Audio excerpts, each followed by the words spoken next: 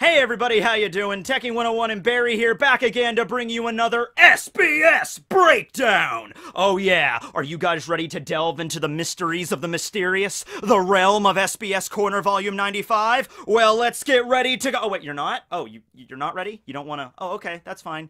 I mean, you don't have to if you don't want to. You could go outside and enjoy your day. It's kind of rainy and dreary and foggy. Oh wow, it's actually way foggier than it was this morning. Yeah, so I'm just inside doing this. You know, not much else to do outside. But hey, if you had a nice day where you live, go outside, play a sport. Tell you what, go to the local bakery. You know I love bakeries. Go to the local bakery, buy yourself a scone.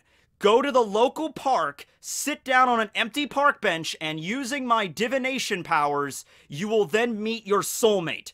Go to the bakery, get a scone, sit on the park bench, eat the scone, your soulmate will sit down next to you, drum up a conversation, and you'll be together forever. And if that actually does end up happening to somebody out there, please invite me to your wedding. Okay, so, you ready to go for everybody else? Alright, everybody else is ready to go. Okay, so here we go. SBS 95. Just letting you know out of the gate, not an earth-shattering SBS, okay? The SBSs are kind of a crapshoot with that. One SBS, we could get the reveal of Whitebeard's mighty Saijo Owazamono blade. Another one, we could find out the backstory of a character that Oda just didn't have time to fit into the main story. Other times, we just get a little bit more fluff or, like, character inspirations. He does do another thing where he groups the supernovas. You know how, like, a few SBSs ago, he did, like, here's all the jobs in the real world the supernovas would have or the worst generation would have. So, he does something similar to that again. But yeah, let's start off though with, alright, let's do this one. Do you remember this lady? Alright, the sexy snake lady that was the teacher in Wano. Am I the only one that thought she was sexy? The snake lady that we meet in Wano. Okay, so she is a teacher,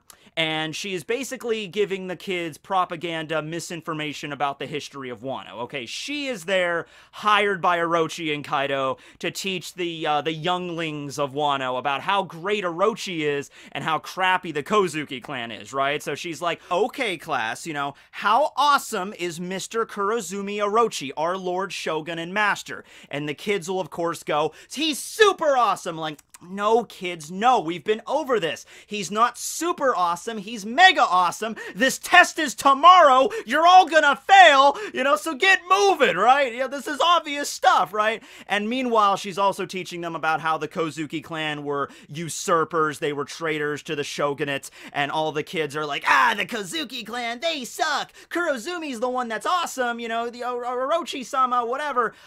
So, yeah, the thing about this lady, though, that I was questioning, and honestly a little bit turned on by, was she could stretch her neck like freakily long, you know, to the point where I thought she was a yokai. I did that yokai video, like, okay, how are the yokai in Wano? That might work, right? Also, you consider that, you know, because of all the gifters, the people of Wano may very well consider them yokai, but they really just have the power of devil fruits because the people of Wano are so isolated. But anyway, yeah, I was curious, though, because she really didn't resemble any other gifter to me, and that was what the question was, you know, is she a devil fruit user, or is it something else? Is she another species? And Oda does confirm that, yeah, she is just a gifter, but she's unlike any other gifter we've really seen so far. First off, her name is Sarahebi Sensei. Hebi just meaning snake in Japanese, so that goes along with her snake theme, and it's some kind of snake smile that she consumed. But I'm just saying it's a little weird, because all the other gifters we've seen, whenever you eat a smile and be one of the lucky few that become gifters after eating a smile, it seems like you can't change your body at will, like other zone users can. Like Speed turned into a centaur. It doesn't seem like Speed could turn back into a regular human whenever she wants. She's just stuck as a centaur. Hold'em has a lion head poking out of his belly button that's independent of himself, has its own thoughts and ambitions and feelings and stuff, and it's a sentient creature that just lives on Hold'em's stomach, right? And I don't think Hold'em can just shove that lion back into his stomach like, you know? And then you get Dobun, who turns into a hippo, and just, no one would choose to look like this, you know, permanently, right? So it seems like gifters cannot choose their appearance, they're just stuck however they are. But then you get Sarahebi Sensei, who looks pretty much like a regular human, and then she chooses to extend her neck whenever she wants. So I'm guessing what she could do is she could just scrunch down her neck, like it's always a snake neck, but she can just scrunch it down and then extend it at will. Also interesting, she apparently is the only gifter that does not work on Kaido's crew just as her main job, right? Because all the other gifters we've seen are either headliners like Speed and Hold'em and Daifugo and Solitaire,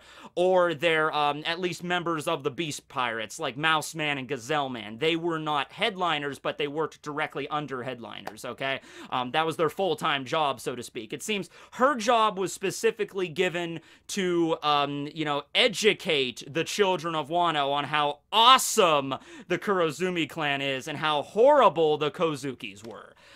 So I don't know why Orochi and Kaido gave her this particular job, or if she requested it, or what the story is with her, but her name is Sarahebi Sensei, and she is a gifter, so that's some information we got there. Next up, we got the stuff with comparing the supernovas, or the worst generation, because Blackbeard's included, the worst generation to the flowers and animals they represent. There's a lot of stuff to go into here with, flower symbolism, so I'm gonna hold that off until the end of this video, because there's a lot of stuff there. Let's tackle the other ones. Alright, here's a question about, and this is something I am curious about, honestly. I've honestly been curious about this ever since I watched One Piece way back in the 4Kids era. Like, when I first was exposed to the One Piece series as a franchise, way back in, like, 2005, when I was 12 years old, I had this question, and I'm sure a lot of you did too. Doesn't Zoro's teeth hurt when he uses Santoryu? You know, like, that would be massively painful, especially if you've attempted it yourself, okay? I've tried it before. I'm not gonna say whenever I got a katana, whatever, I have a bunch of katanas downstairs. Every once in a while, I'll be like, all right, let's see how this actually feels. And you put a katana in your mouth, and you're like, no. You take it as, like, you don't want to chip a tooth or pull a tooth out, because you don't want to go to the dentist with that kind of excuse, right? Like, crap, like a tooth falls out of my head, it just gets ripped out by this katana. I have to call up my dentist. I'm like, hey, Dr. D. Yeah. Hey, Dr. D, yeah. I'm gonna have to come in. He's like, oh, Matt, what happened? I'm like, yeah, one of my teeth fell out. Like, how? I'm like, I put a katana hilt in it, and it fell out because the katana was heavy. And like, all right, I have an appointment open at 3 o'clock. Come on in. You know, like, you don't want that, right? But it's like, curious, like, doesn't that hurt? Because Zoro is like slicing rocks and mountains apart using this crap, right? So it's like, doesn't that hurt? And the explanation that Oda gives, yeah, his teeth hurt, but he still does his best biting his swords because of the promise he made to Kuina. So just know that every time Zoro puts, and I'm sure he gets used to it over a while, the pain gets mitigated a little bit, but there's only so much mouth training you can do. Like, you can train your muscles, right, in your arms and your legs.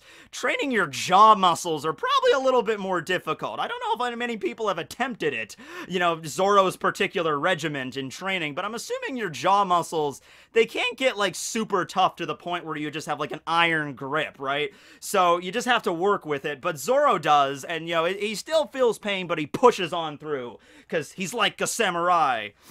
He's an L-A-D-Y, Nami's not shy. Usopp's doing his mock... Actually, you know what? There is an Usopp-related question. Let's cover that one next. All right, where's the Usopp question? All right, here it is. This is the big one. This is the one everybody's been wanting to know. What's the deal with that toad that's hanging out on Usopp's head? You know this thing is going to be integral in taking down Kaido. I wouldn't be surprised if this damn toad got the final hit out on Kaido, or if it turns out, like, Usopp kisses the toad, and it turns into, like, a mighty warrior, like, I am Ryuma's brother, Kuma, and I am here to slice down Kaido.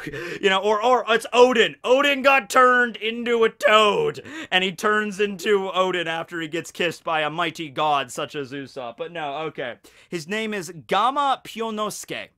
Okay, Gama being in just toad or frog in Japanese. You ever watch Naruto, you'll know what Gama is. Okay.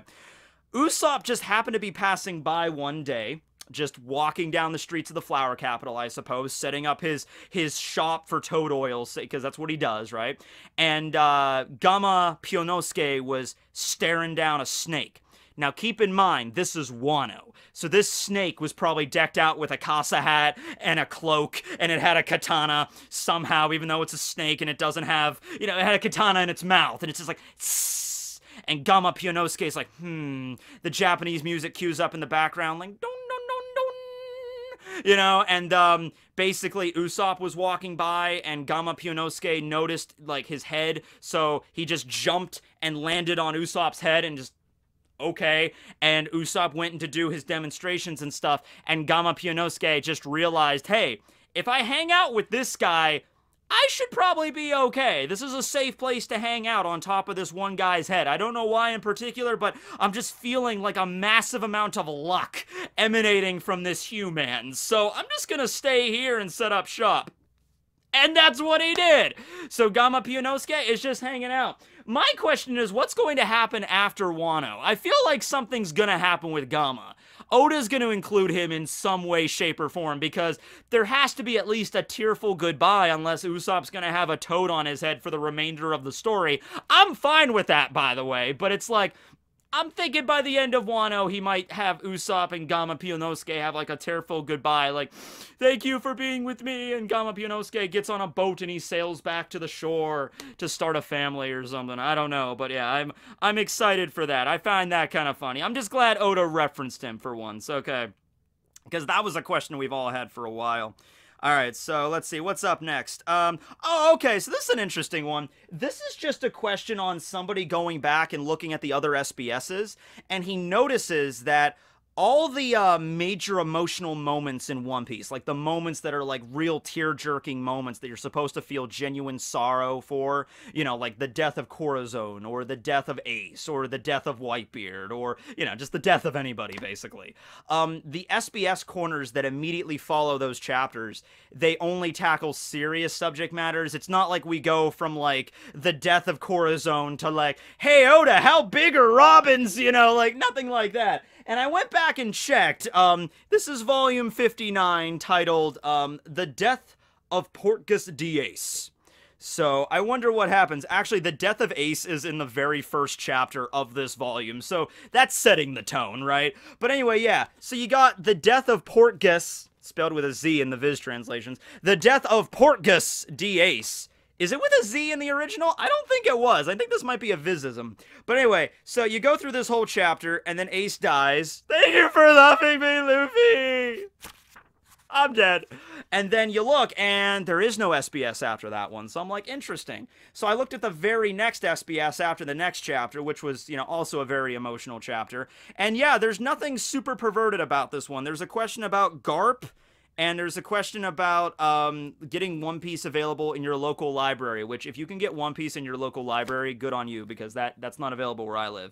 But yeah, I'll take Oda's word for it. I'm not going to go and look through every single volume and every single emotional moment in the story, but that is intentional, Oda specifies. Yeah, like, whenever we're laying out the tankobons and where the SBSs are going to go, you know, I'm not going to put, like, the stupid question of, like, I want to see Nama naked right after the chapter where, like, Luffy gets one-shotted by Kaido or something, right? So, yeah, once again, though, I haven't checked every single one, so if you find one like that, let me know. Alright, what's next here? Oh, this is hilarious. Okay, so this is a person asking about the human forms of Yoru, as well as Mihawk's little, I think it's a Koge-Katana, like the little tiny sword, you know, actually I have it over here, I should have pulled it up for this video. I'm sorry, I'm not prepared. I was too busy reading up on freaking flower symbolism today. Alright, but no, we have, you know, Mihawk's little, you know, cross guard thing. Yeah, I'm not going to put it on because it's a pain to unscrew this thing. But yeah, he's got his little tiny katana here, that, haha, which he also used to eat takoyaki. But anyway, somebody drew the physical manifestations of the Zanpakuto, so to speak, of Yoru Knight, his Saijo Azumono blade, and the tiny little lolly katana, I guess. And that's the way the fan drew them, and they were asking Oda to draw them as well. And of course, this being Oda gives us a magnificent display of artistic splendor. It's Yoruko! Get it? Yoruko, because Ko is, you add that onto the end of, like, women's names. And so there's Yoru, and then there's the lolly katana just hanging out there. So that's pretty cool artwork. Moving on, we got Sanada. We all know who Sanada is at this point. Sanada is always, or maybe more than one person, that always asks the perverted questions in the SBSs, right? But this is an interesting one, alright? Oda-sensei, I was just recognized in the Guinness World Records as having the largest collection of One Piece goods at 5,656 items. You might think that's also kind of screwing with, because that's 56 Gomu, you know, it's the same thing with, like, Luffy's number, right? So 56, 56, I'm like, are you screwing with me here? And even Oda kind of thinks of that, too. He's like, what? Sanada? That's a thing? And I'm just gonna read this for you right here, okay? This is a lie, right? Is this real? While searching the internet, it seems that this is real. Also, Sanada, you're a YouTuber? So Sanada, this guy that sends in all these really perverted questions about female characters' breasts is a huge fan of One Piece and also has a YouTube channel. Okay, guys, I gotta come clean about something here. I was trying to keep it a secret, but looks like the jig is up. Turns out I am Sanada. No, I'm not Sanada, okay? And I actually did try to find this Sanada's guy's YouTube channel that Oda talks about here. I couldn't find it. I think it's mostly just because it's like, this is like Japanese YouTube we're talking about here, so the search results aren't the same. But if anyone could point me to this Sanada person that owns all this One Piece merch and is in the Guinness Book of World Records, someone could point me to his YouTube channel. I think I have a pen pal awaiting me, you know, like, there's somewhere across the mighty Pacific, there is a perverted One Piece fan YouTuber, and I think we are soulmates, you know? Okay, so that's that there, alright, but interesting question there, alright. So moving on, we have, oh, okay, this is a question, I think we've already referenced this before. I definitely have used this piece of art in another video previously, but the Revolutionary Army Commander of the East, Bello Betty, her basis is on a piece of artwork by Eugene Delacroix, Liberty Leading the People. And I apologize so much that I have to censor this because you do see Liberty's bare breasts in this piece of fine art, even though it's from hundreds of years ago. You never know with YouTube at this point, so it's like, it's fine art, but there's also bare, naked breasts involved. I really hate to censor it, but yeah, it's YouTube. I have no idea what they would do at this point.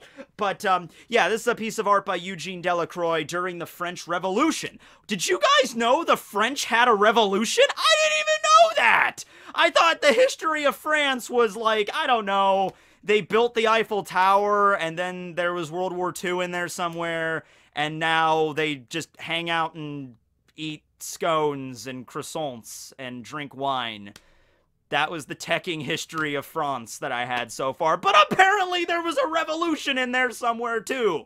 Okay, now I should read more. I'm learning more about, like, Norse history and English history through Vinland Saga right now, so I guess I should read more about... Is there a manga a lot about French history? Because I could definitely read that. I spit. I'm sorry. I'm getting too excited. I'm thinking about croissants too much. Alright. But yeah, that was Bello Betty's design, and I know for a fact I've used this piece of art somewhere else in a video, so I've definitely made that connection, but yeah, that's the reference there.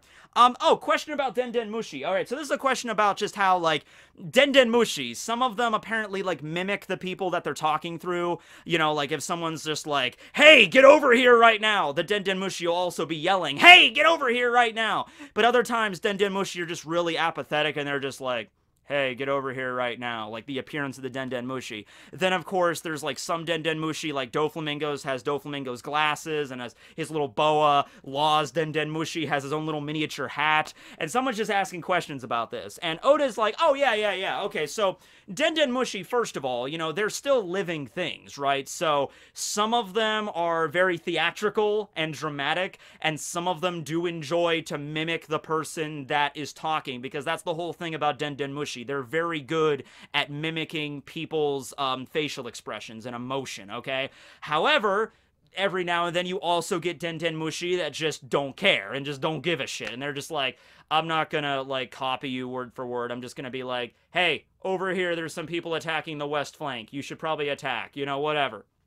Also, you got the white Den Mushi that just look depressed constantly. Like, I don't want to be a Den Mushi. I wanted to be a dentist. So I guess it's depending on the species of Den Mushi. They all have different levels of theatricality, if that's a word. It is now. Also, Oda doesn't go into too much detail with the little costumes that they wear and everything like that, but I like to think that because they're living things and they're pets basically in the One Piece world that just function as cell phones, I like to think there are little Den Mushi boutiques that you could go to in the One Piece world. They're on like every island where they sell little miniature Den Mushi outfits and accessories. Like Law had to walk into a Den Mushi boutique and be like, this is my Den Mushi. I want one of, you see my hat, my fluffy little spotted hat? I want a miniature hat for this Den Mushi. And to be like, yes, sir, of course, absolutely. 50,000 berries, and I'll make that just for you. And he produces a tiny little hat that Law can then put on his own personal Den Mushi. I love to think that there's like a special section of the One Piece world that just caters to Den Mushi fashion. There's Den Mushi fashion shows, there's Den Mushi tailors. I just love, and then like Doflamingo and Law and all these like really serious characters all partake in this same sort of like fashion for their pets. I love that. So yeah, Oda doesn't go into too much detail about that particularly, but I like to think that that's the case. Doflamingo. Okay, here's a question about him. Doflamingo kind of reminds me of Spider-Man. Is that just me, or is that intentional?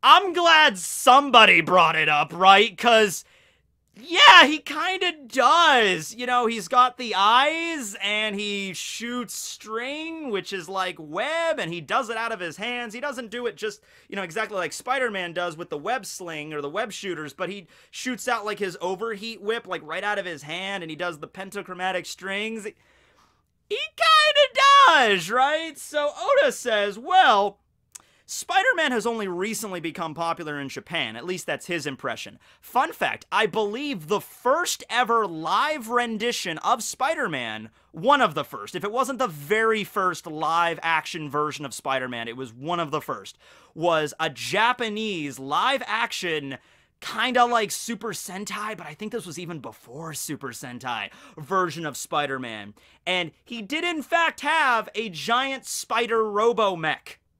A Spider Zord. This was a thing that existed. The 70s in Japan, or maybe this might have even been the 60s in Japan. That was a wild time. But no, Oda specifies that, well, in terms of Doflamingo's glasses and the way they're shaped, he actually takes that reference from Kamen Rider. Kamen Rider Super 1 to be specific. This is Kamen Rider. I'm not that familiar with the Super... I'm familiar with Super Sentai, but Kamen Rider series and the other tokusatsu, I'm not super into that. But yeah, the Kamen Rider Super 1 here, we have the reference with that. And that's where he got the inspiration. And sure enough, yeah, if you look at Kamen Rider Super 1's eyes, the bug kind of aesthetic, and then you look at Doflamingo's glasses, it's like spot on. So I think Oda maybe just likes drawing that shape because he watched Kamen Rider when he was a kid. So that was the reference there. Let's see. This is a question about smiles and the way they taste. So the people of Okabore Town, when they were eating the smiles because of Orochi's scheme, they were like, oh man, these taste pretty good. And then they all become, you know, smile users, and they can't stop, you know, grinning because they're failed smile users.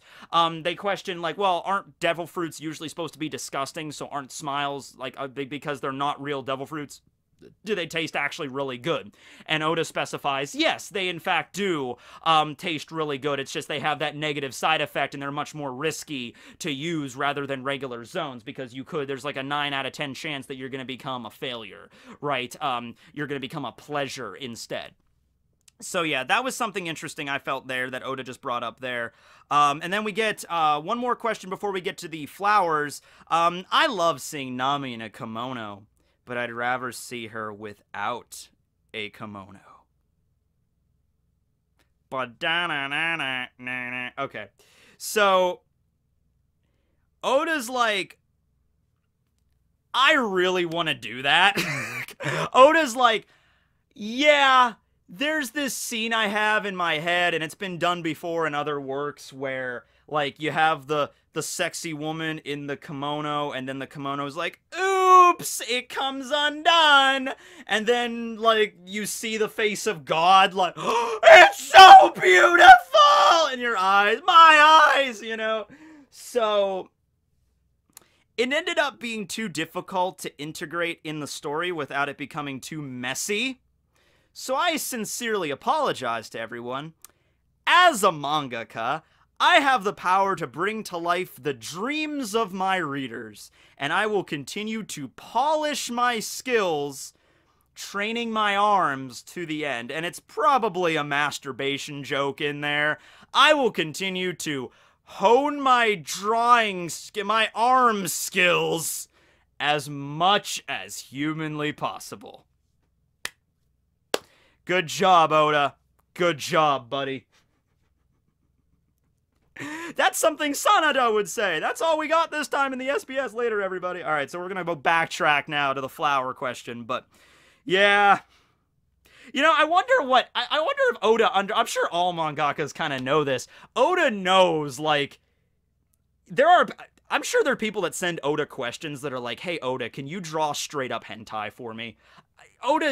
One Piece is the most popular manga in the world. You know he gets questions like that. Like, really perverted, like, even more perverted than, like, these SBS questions that Sanada is sending in. You know people probably send in Oda questions that are like, hey, Oda, man, I really like Perona and Mihawk. Could you, like, draw, like, Perona and Mihawk just, like, you know, like, in a sex scene together? Could you just do that, buddy? You sure he gets questions like that? After One Piece is over, maybe I could just, you know, draw some straight-up One Piece hentai, and then, you know, here you go, people. You know, this is authentic Oda hentai. You know, just enjoy it.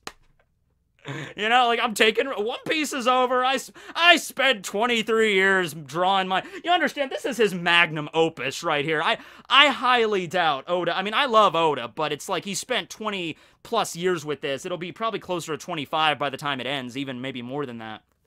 Probably around 25 years, in my opinion. Maybe 26. But, you know, after this story's over, like, if Oda takes a break for a couple of years and then comes back and then draws another manga, I'll read it for certain. But it's like, would it be as good as this? So it's like, maybe after One Piece is over, Oda might just be like, you know what? I might do a one-shot every now and then, and I might draw some hentai, but I'm just gonna take it easy from here on out, you know? I drew One Piece, I'm set, you know? That's all we ask of you, right, Oda? Alright, so now going to the flower question, we have all of the members of the worst generation be given a flower that represents them, as well as an animal that represents them. Alright. So Oda, now, there's a little bit of a caveat to this question where Oda specifies, hey, listen, I'm not super into flower symbolism and the language of flowers and all that stuff, so just keep that in mind. Don't take every flower with, like, an insane level of deep understanding. Like, I sat there with a bunch of flower books, you know, looking through every one, learning about... Because you have to understand flowers and how relevant they are to, like, human society, because flowers have always been seen as something that represent a broad spectrum of emotions, from your happiest, the best joy and bliss, to your worst depression. Throughout human history, people have used flowers to compare them together. There was a girl I went to high school with that was super into flower symbolism, and we would talk about flower symbolism in, like, Bleach and, like, various anime and stuff.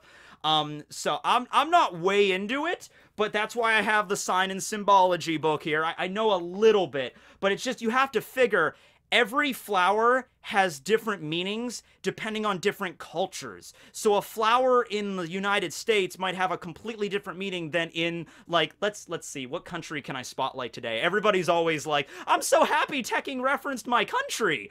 I'm like, you know what? Bangladesh. A flower in the United States might have a completely different reference than the same exact flower in the context of Bangladesh. So if you live in Bangladesh, how you doing? Maybe I'll visit Bangladesh someday. I don't know. That's next to India, right? Yeah, it's east of India, right? Okay. So anyway, there's a lot of stuff to unpack here is what I'm saying, all right? And I'm thinking what Oda probably did, underline probably, I don't know the man himself, he may have just read this question, looked it up very quickly as just like, what are the meaning of these flowers in a very simple context, kind of the same thing I did, and then just like, oh yeah, this flower represents Luffy, this one represents Zoro and Kid and Hawkins and all that stuff. So this is what we got, all right? First off, Luffy. Luffy's animal is the monkey, represented by the monkey that took a selfie a couple years ago and now owns that selfie. And his flower representation is the sunflower. All right, so the sunflower. Let's take a gander here. And this book has a pretty comprehensive list of a lot of flowers and plant life, but not every single one. And Oda uses some actual obscure ones that I've never seen before. The sunflower, or the heliotrope. As its name signifies, the sunflower has close association to the sun, not only because of its appearance, but because of its habit of turning its head to follow the course of the sun during its journey across the sky. As in Luffy following the journey to the end of the Grand Line. He always has his head, or his goal set on, Laugh Tale, the end of the journey, the One Piece, represented by the sun here. The sunflower has magical powers and adorned the crowns of Roman emperors. So there's a little bit of a regal aspect from the sunflower, especially since they grow very large. Also, by the way, very resilient plant. Here's a picture of a sunflower that was growing out of my gutter a couple of years ago. I have no idea how a sunflower seed managed to get into our gutter, because we don't have sunflowers in the area. It might not even be a sunflower, but it grew pretty tall before I got rid of it. So, sunflower in my gutter. That was pretty cool. But yeah, there's references to it in Native American context, Greek context, coming back to Helios, the god of the sun. Yeah, there's a lot of stuff here revolving around it, but I'm going to take the regal aspect of it and following a journey, because that's what Luffy does. And as for the animal representation, he's a monkey. It's pretty simple, okay? Let's see, what else do we have here? Kid is a tulip. A tulip represents perfect love in a lot of contexts. Of course, you can't really take it literally when it comes to Kid, but remember, love does not always have to be a romantic sense. It could also be a love for a sibling, a love for a comrade at arms, or all your comrades. And we know that Kid went through life and limb and actually went back into the prison to rescue Killer. And you saw how how upset he was visibly whenever they turned Killer into this laughing, laughing person. Sorry, I was gonna think of something clever there, but I couldn't. This laughing person that, was using his laugh that Killer hated. And so they're forcing him to laugh, which he hates, and Kid got really fuming about that. So maybe you could take that the reference to Tulip. Maybe on the surface he's more of a rough kind of guy, but when it comes to his own men, he really, truly loves them as his crew, and he's like, you mess with them, you mess with me kind of way. Similar to Luffy in that regard. And also a fighting bull is what Kid represents as an animal. Law is the queen of the night, which is a flower that blooms on a cacti, from what I understand. And because this flower blooms and then dies, it dies quick. It's queen of the night for a reason. It blooms during the night and then wilts by dawn. So the most popular symbolism for this flower, queen of the night, is false hope. False hope. Considering this is Law we're talking about here, who had kind of a messed up backstory where it's like, I'm gonna, I'm gonna get cured of my illness, and then they get the Oppi no Mi, this is hope, and then Corazon immediately dies. I could see where the context lies there. Also, we don't know what's up with Law right now in Wano, so many people have hypothesized that he might die at the end of Wano, or he might have to use the immortal surgery on somebody, or the eternal youth surgery operation on somebody. So yeah, so that's false hope there. Take that whatever you will. Then we have a snow leopard representing Law. And oh my goodness, that's so cute. Can we get a baby snow leopard? Oh, look at the baby snow leopard. Oh my god, it's so adorable. I love it. Oh my god. Can we just get the baby versions of all these animals coming up next? Okay, Blackbeards. This is the one that I saw a lot of people freaking out about, all right? The red spider lily, which, by the way, looks so damn awesome, represents Blackbeard. This is a flower that represents reincarnation and resurrection, and was used in Buddhist teachings to guide the dead through the cycles of samsara, through the cycles of reincarnation in Buddhist lore. I'm just going to put this video up here on a theory about Blackbeard's body and, how he might have come back from the dead. I'm just going to put that over here. But this is one of the, because Oda said that he's I'm not super into the language of flowers, I'm thinking that Oda didn't delve super deep into this. All these flowers that I mentioned, the tulip and the queen of the night and the sunflower, you could delve way more into this to the point where it's super obscure stuff. but I don't think Oda did that. For one thing, I just don't think he had enough time to do that. So maybe he got one of his assistants to do it, but I really think Oda was just maybe looking through like the surface level, like the rose represents love, so here you go. The tulip represents this. Okay, here you go. You know, I'm thinking Oda did more of that than the really in-depth research, but whenever you research the red spider lily, this is the first things that come up, like resurrection, rejuvenation, ferrying the dead, or carrying the dead to a new destination of reincarnation. So I'm gonna go with that. We got hippo representing Blackbeard, and here's a little baby hippo. Oh, they look adorable, but don't be fooled. These things are deadly as hell. Do you know how many people in Africa these damn things kill every year? Guess a number, any number. I'm gonna round it so it's just a nice even number, but guess. How many people die every year in Africa for hippos, on average? How many did you guess? A dozen? 50, 100? Try 500! 500 people, on average, get capped off by hippos every single year. Yeah, don't mess with the hippo. Alright, what's next? What else do we got? We got Xaro Wisteria. Wisterias represent long life, immortality, and bliss. You know what? Honestly, considering Xaro also has connections to Buddhist teachings a lot, you could kind of resemble that to, like, bliss or, like, enlightenment, I guess, in a certain context. Also, I had no idea what Wisterias were just by name alone, but then when I pulled up pictures, I'm like, oh, that's what those things are. Yeah. See these things blooming all over the place, right? I'm not going to show it to you because it's dead now. It's in the middle of frickin' winter. There is a bush, though, that kind of borders my and my neighbor's property, and during the spring, these purple flowers do bloom that look remarkably like wisterias. I don't know if they're exactly the same thing, but they are a purple lavender kind of flower that looks remarkably like the wisteria. They're obviously not there right now, but yeah, it looks very similar. So maybe I have wisterias right outside. And Xaro represents a shark. All right, so shark. Can we get a baby shark? No, we can't get a baby shark. Do do do do do do. Baby shark. Do do do do do do. Baby shark. Do do do do do. Okay, moving on. We got killer. Snowdrop represents killer. The snowdrop represents hope. Hope for spring. So that's what I went with that. That was the one that popped up the most. I hope that Killer can somehow find a cure for his devil fruit affliction, so he no longer is laughing constantly, because, you know, he, as Kamazo, he doesn't like the laughter. So I hope that this indicates that he will eventually go back to the way he was. Okay, as in Killer. And Killer is a weasel, which I've seen pictures of weasels, but I've never actually looked at, like, a picture of a weasel. You know what I mean? Like, I know what like, you say weasel, I'm like, I know what a weasel looks like, but have you ever actually looked at pictures of weasels? Oh my god, I want one, right? Okay. Hawkins.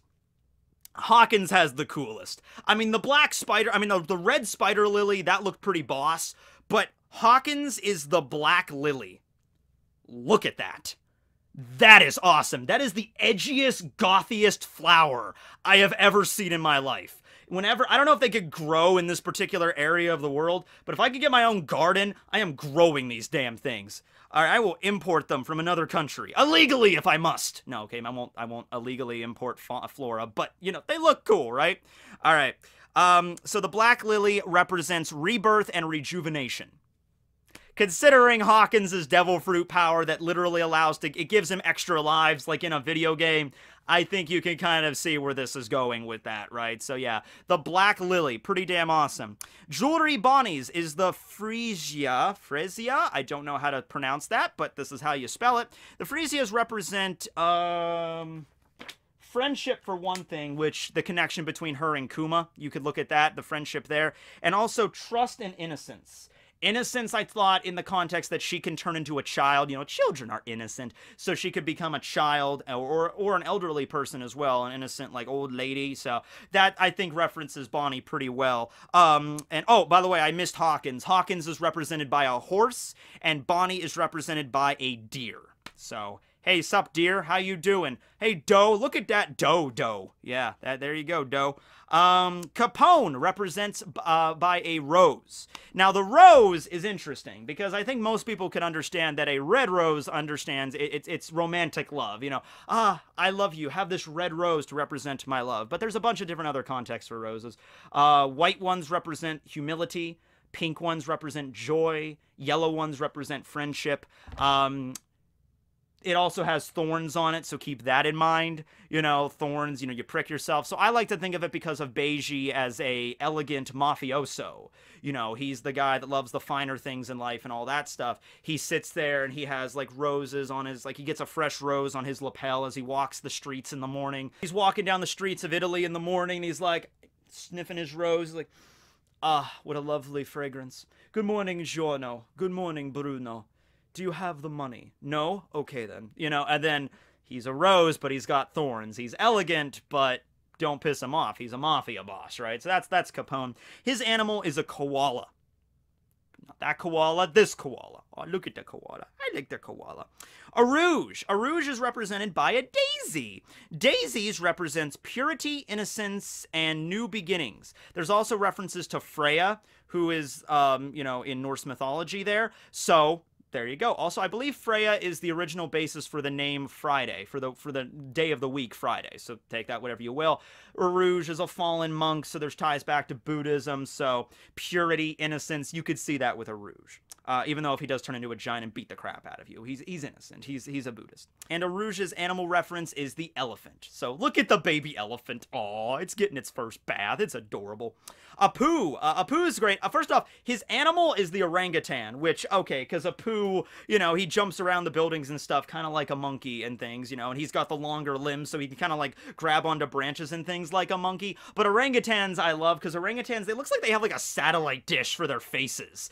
I don't know, what's the evolutionary adaptation advantage of having a face like a dish? I don't know, but orangutans are cool. Also, some of them, as it turns out, are in fact stand users, as it happens.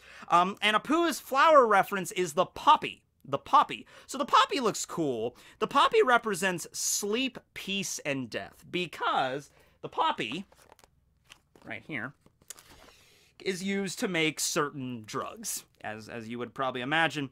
Because of the narcotic qualities of some of its varieties, the poppy is the flower of sleep and oblivion, a reputation it has had for many centuries. It can create most opiates such as heroin and morphine.